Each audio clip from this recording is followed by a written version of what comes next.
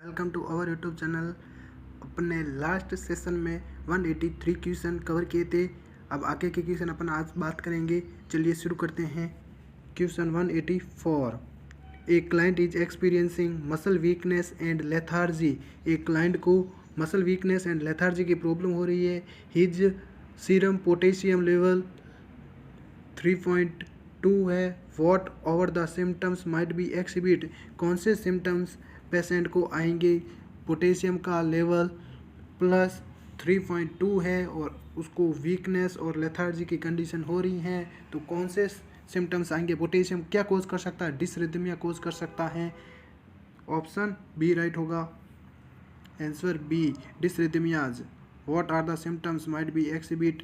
किसको कोज करेगा। डिसरिथमियाज। पेशेंट डिसरिथमिया की कंडीशन में जा सकता है। Continue monitor the heart rate. चलिए आगे देखते हैं अपना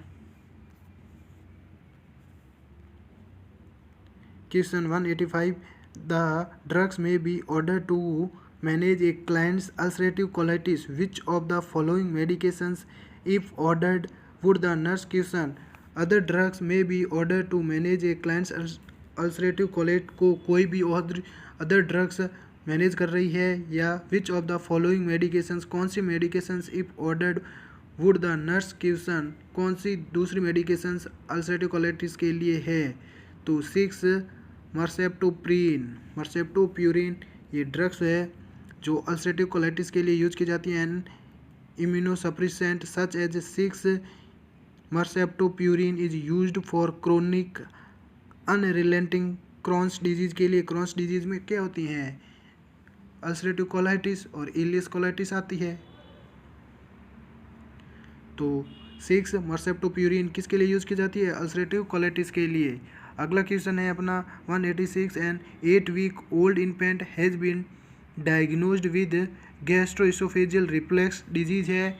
गैस्ट्रोइसोफेजियल रिफ्लक्स डिजीज क्या होती हैं। मतलब backflow of gastric content into esophagus के अंदर आना, जिसके कारण मतलब इसोफेगस में अल्सर एसिडिटी की कंडीशन अगर हो सकती है। 8 वीक के इन्फेंट को है। The nurse is teaching the infant's mother. Infant की मदर को नर्स टीच कर रही है to care for the infant's at home. Home पर इन्फेंट की केयर करना।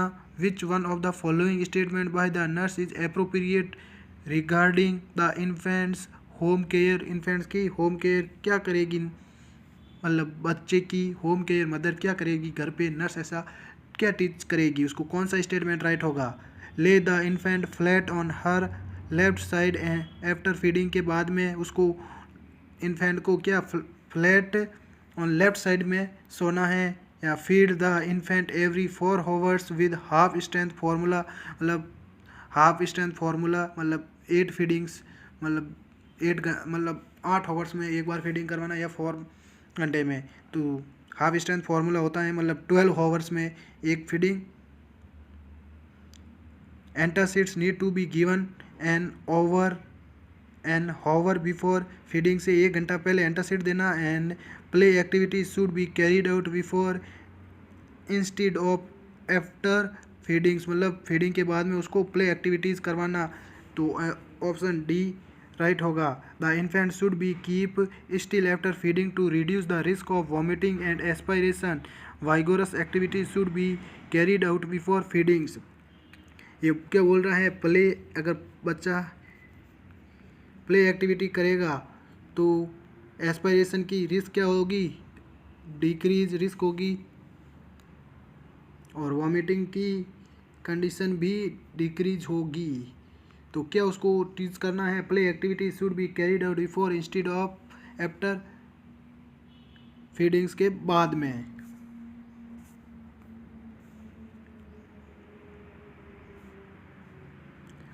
अगला क्वेश्चन है 187, a mother is ensure about the type of toys for her 17 year old child है। उसके लिए कौन सा मतलब कौन से टाइप का टॉयज चाहिए। Based on knowledge of growth and development what toys should the nurse suggest. कौन सी नर्स मतलब नर्स क्या सजेस्ट करेगी बच्चे के ग्रोथ एंड डेवलपमेंट के लिए कौन सा टॉय सजेस्ट करेगी। ए pull toy to encourage locomotion. एक मतलब सरकाने वाला एक टॉय होना चाहिए जो उसके लोकोमोशन को अफेक्ट करे, मतलब लोकोमोशन को डेवलप करे। लोकोमोशन क्या होता है, मतलब मूवमेंट होना। A pull toy to encourage locomotion, increase locomotive skills में make push toys appropriate for the energetic toddler. Toddler को एनर्जेटिक फील करवाता है। पुल टॉय को पुश करेगा तो वो आगे खिसकेगा, उसके कारण उसके लोकोमोशंस एक्टिव होंगे। और लोकोमोशंस क्या होता है, मतलब पुल मूवमेंट करने, मतलब उसकी एक्टिविटीज़ मूवमेंट करनी, हाथ पैर। अगला क्वेश्चन है 188। A group of nursing student at a local preschool day care center are going to screen each child's fine and gross motor, language and social skills. The students will use one of the most widely used screening test. एक student, मतलब nursing student का group है, local preschool day care में जाते हैं।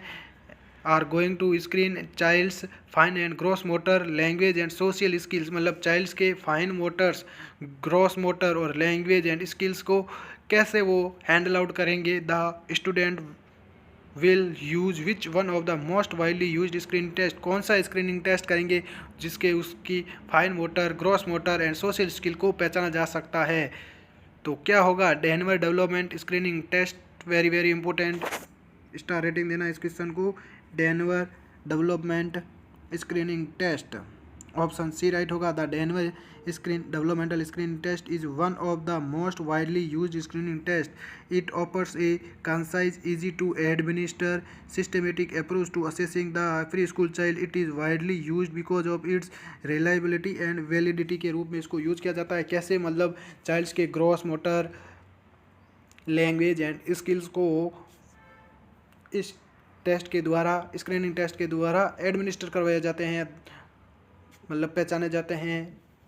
Denver development screening test gross motors, fine motors, language and skills, social skills के द्वारा किया जाता है। चलिए आगे देखते हैं। अगला क्वेश्चन है 189।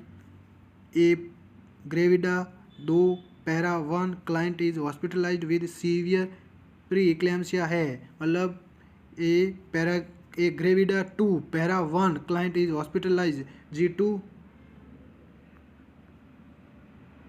P1। यहाँ पे P indicate previous pregnancy, para को इंडिकेट करता है, या प्री टर्म को नहीं इंडिकेट करता है, प्रीवियस प्रेगनेंसी को इंडिकेट कर रहा है। Hospitalised with severe pre eclampsia के लिए इसको हॉस्पिटलाइज्ड किया गया है। Severe pre eclampsia which she receives magnesium sulphate MgSO4 therapy दी जा रही है। The nurse knows it is safe to repeat the dose, मतलब क्या नर्स इंश्योर करेगी कि इसकी रिपीट डोज सेफ है या नहीं है। Respiration are more than 16 breaths per minute होने चाहिए। Therapeutic serum range of MgSO4 की कितनी होती है, 6 से 8 mg/dl होती है। याद रखना डियर फ्रेंड्स। अगर respiration breath indicate that toxic levels of management have not been reached, medication administered should be safe.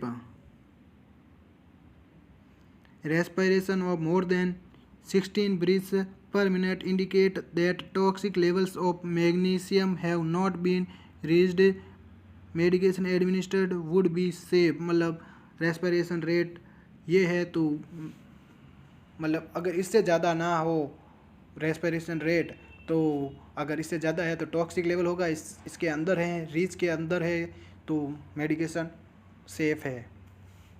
अगला क्वेश्चन है in addition to changing the mother's position to relieve cord pressure को mother की position से change करने से cord pressure को relieve किया जाता है। The nurse may employ the following measures in the event that she observes the cord out of the vagina, को कैसे ऑब्जर्व आउट करेगी, वेजाइना से कोड को बाहर निकली हुई है तो उसको ऑब्जर्व कैसे करेगी nurse. Keep the cord warm and moist by continuous applications of warm sterile saline compresses से उसको वॉश आउट करेगी। Keep the cord warm and moist by continuous application of warm sterile saline compresses, मतलब cord out हुई है, code out हुई है vagina से, तो उसकी केयर नर्स कैसे करेगी? Keep the cord warm and moist by continuous applications of warm sterile saline compresses. अगला क्वेश्चन है 191 following a gastric resection which of the following actions would the nurse reinforce with the client in order to alleviate the distress from dumping syndrome।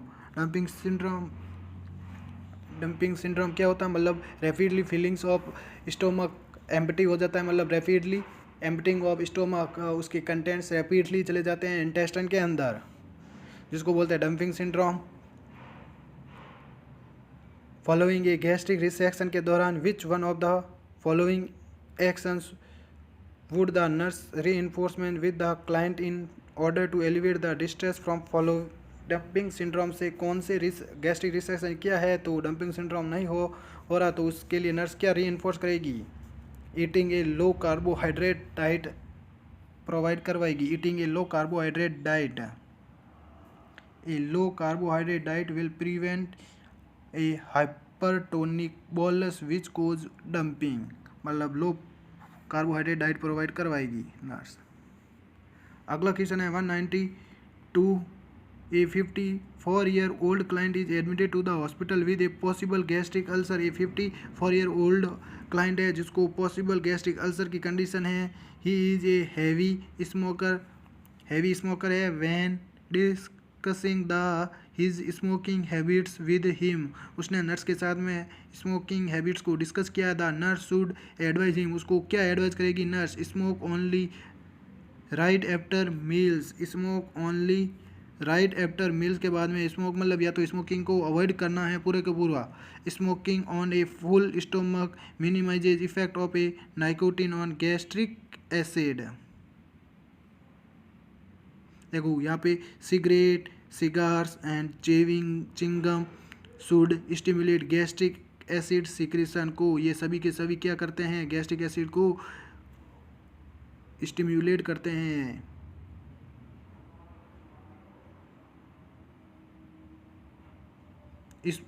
Smoke low tar filtered cigarettes.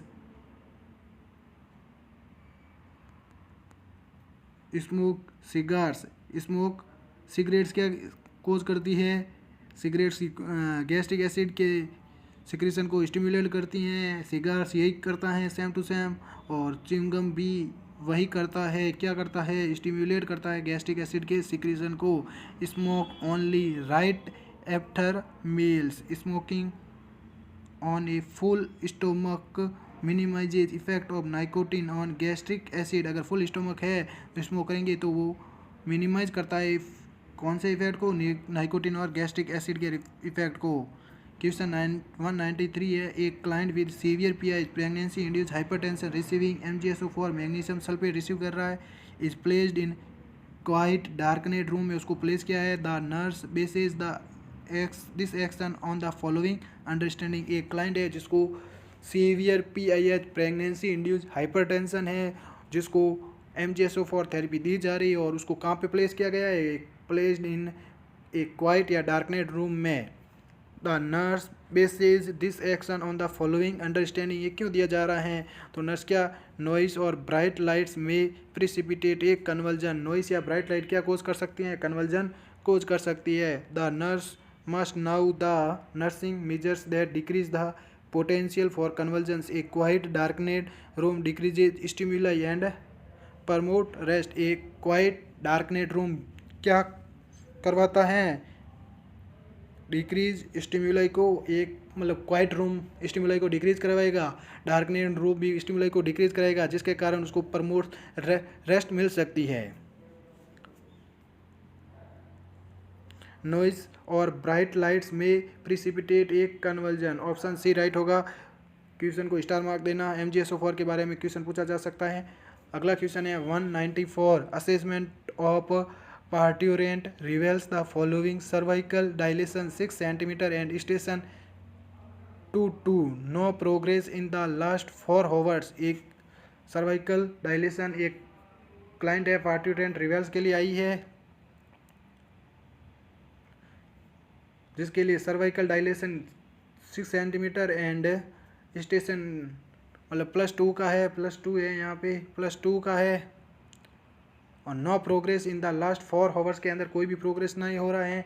Uterine contractions decreases in frequency and intensity के लिए uterine contraction decrease हो रहे हैं। Marked moulding of the presenting fetal head is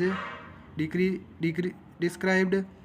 The physician orders begin oxytocin दी जा रही है उसको। induction at 1 milli international unit per minute. The nurse should assessment of parturient reveals the following. cervical dilation क्या है 6 centimetre का और station +2 का, यहाँ पे +2।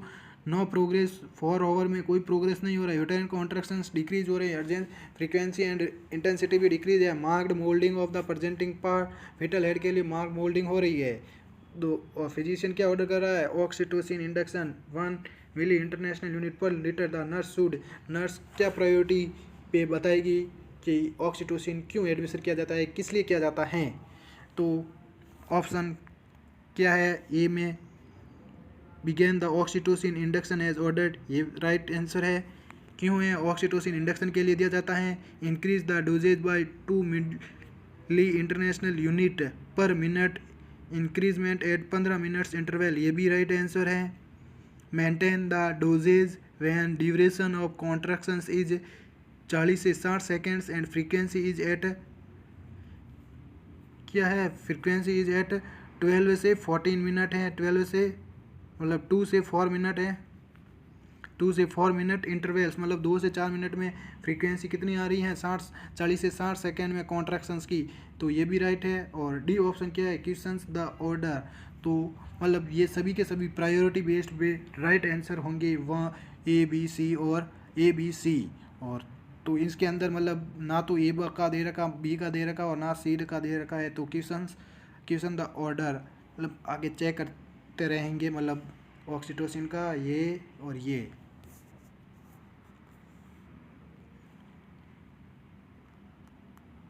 क्यों है? क्योंकि this answer the appropriate nursing action because the scenario presents a dysfunctional labor pattern that may be caused by CPD. Oxytocin administer is contraindicated in क्या? सेफालोपेल्विक डिस्पोर्शन के लिए ऑक्सीटोसिन एडमिनिस्टर क्या है? कॉन्ट्राइंडिकेटेड है। अगला क्वेश्चन है 195। A pregnant client comes to the office for her first prenatal examination के लिए आई है 10 वीक से। She has been pregnant twice मतलब ये 3rd बार आई है, उससे पहले 2 बार वो प्रेग्नेंट हो चुकी है। The first delivery produced a 2 viable babies है at 39 weeks. The first delivery produced a viable baby, first delivery viable baby के लिए 39 वीक्स 3 एगो पहले हुई थी। The second pregnancy produced a viable baby at 36 weeks 2 year ago, मतलब एक first pregnancy 3 साल पहले है जो 39 वीक्स पे वायबल है, और अगली है 2 साल से कितनी है 36 वीक पे, और अब आ रही है 10 वीक पे। फर्स्ट है 10 वीक पे, तो 3 बार ये प्रेग्नेंट हो चुकी है। अभी तो ये 10 वीक्स पे आई है, सेकेंड 2 साल पहले और 3 साल पहले का बेबी कंसीव किया है इसने। Both the children are living, दोनों children are living using the gravidas and para system to record the client's obstetrical history. The nurse should obstetrical history कैसे कलेक्ट करेगी? ग्रेविडा और पैरा को, जी और पी को। ग्रेविडा कितने हैं? 3 तो यहाँ पे बता रहे हैं अपन को,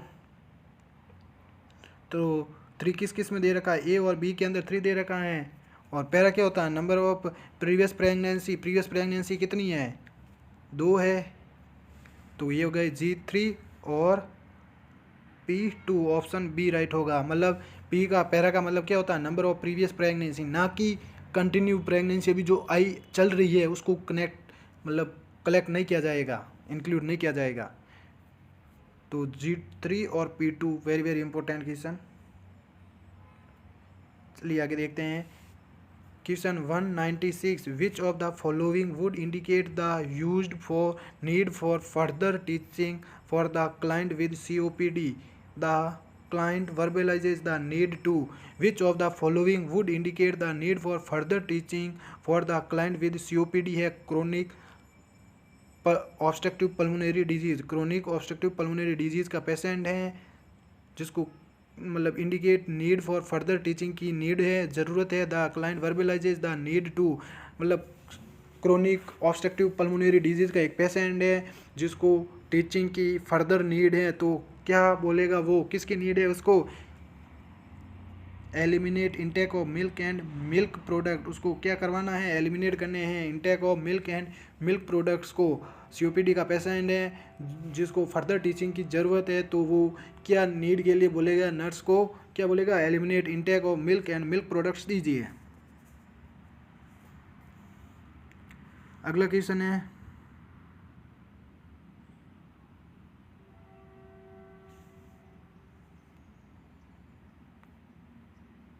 196, 198 है।